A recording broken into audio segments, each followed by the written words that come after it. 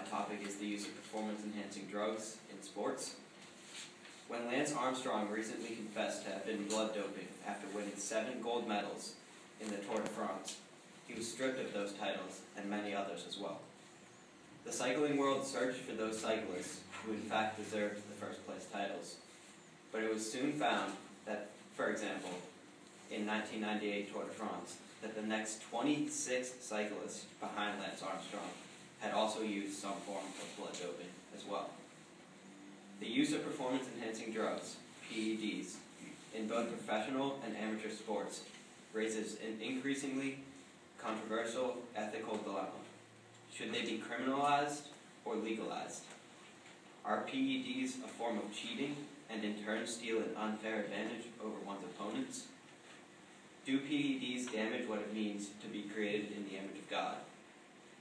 Where do you draw the line between medicines prescribed for healing and drugs used for performance enhancement, because the two often overlap? This paper argues that PEDs such as steroids, erythropoietin, EPO, blood doping, etc.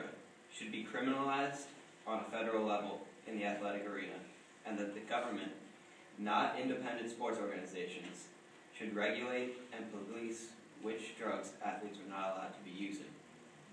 These professional athletes who use PEDs are often role models, such as Lance Armstrong, Alex Rodriguez, and Ray Lewis, for the youth of future generations.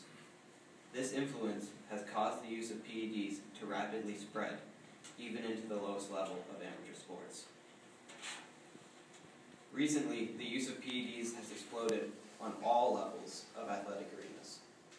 Many argue that PEDs are ethically immoral and allow athletes to push past the natural limits of the human body. Others believe that it is our freedom and our right to use whatever drugs we so please. This has caused a major dilemma on how to deal with these new forms of performance enhancement. These PEDs are spreading far too quickly and are only being improved upon every day. They are destroying the ideals of competition, and they are creating an artificial performance as opposed to natural performance. Sports competition in itself is already artificial, as it seeks to build athletes in the boundaries of their own sport. This artificial training does not need to be added upon. Immanuel Kant's framework looks deeper into the categorical imperative, which states that if one does not act freely and willingly, then his or her actions are ultimately meaningless. This calls for the unconditional universalization of one's actions. If PEDs are medicines that can be used for healing, then they should be allowed to be used universally. This includes in sports.